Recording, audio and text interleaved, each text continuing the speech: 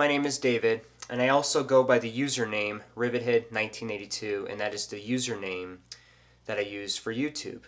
The username, once again, is Rivethead1982. I would like to give you, the viewer, an introduction on what this channel is about and the themes which will be discussed. This YouTube channel is called the High-Tech/Low-Life Century. The title is based on the ideas of cyberpunk science fiction.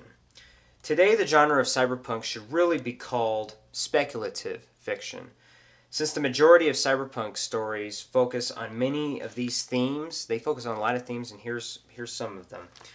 They focus on the themes of computers, artificial intelligence, the dominance of multinational corporations, cyberspace, little or no government, little or no middle class, large poverty, no regulation on anything, machines, androids, robots, pollution, infowars, privatized armies, privatized security forces, and sometimes long-term wars. The future presented to us in 2001, Sunshine, and/or Solaris, seems farther away than the future we saw in Blade Runner and Ghost in the Shell. In literature, look at Neuromancer and Snow Crash, which are both very great books and great examples of cyberpunk. Look into those two books and a bunch of others, because I believe the possibility for a human to transfer his or her consciousness into computers, portable devices, and the web seems very, very likely.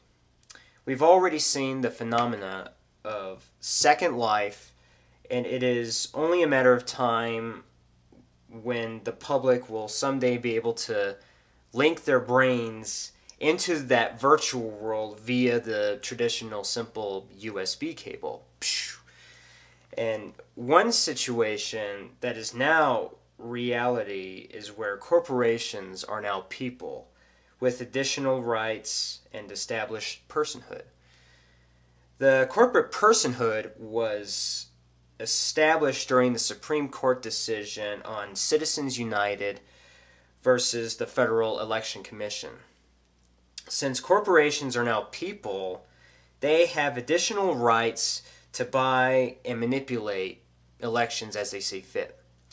And this decision makes me reflect on page 203 of Neuromancer, and for many reasons. Quote, "The Zaibatsus, the multinationals that shaped the course of human history, had transcended old barriers." And it goes on to say, "The kingpins in a given industry would be both more and less than people." Unquote.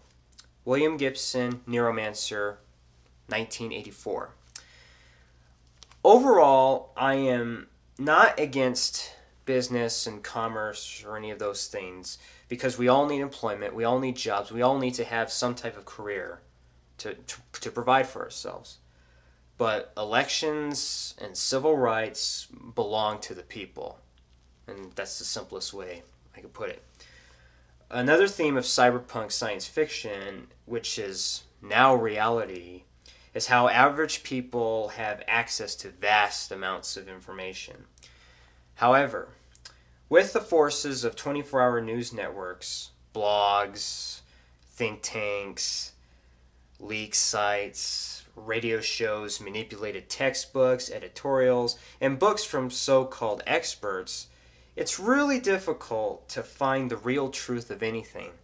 Overall, we now see infowars. That's what we're seeing nowadays, is infowars.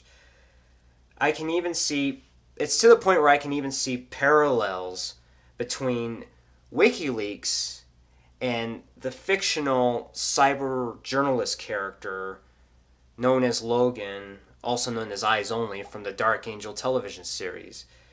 And, on the one hand you have, Eyes Only, and it's a fictionalized theme, but then you have the real life theme, which is WikiLeaks, and both of those themes both of those two different things seem very similar in a lot of ways, and it's almost like science fiction is becoming reality. This particular form of science fiction is just really becoming reality on a regular basis. It's just very fascinating. And overall, there was so much to talk about and so many themes to cover.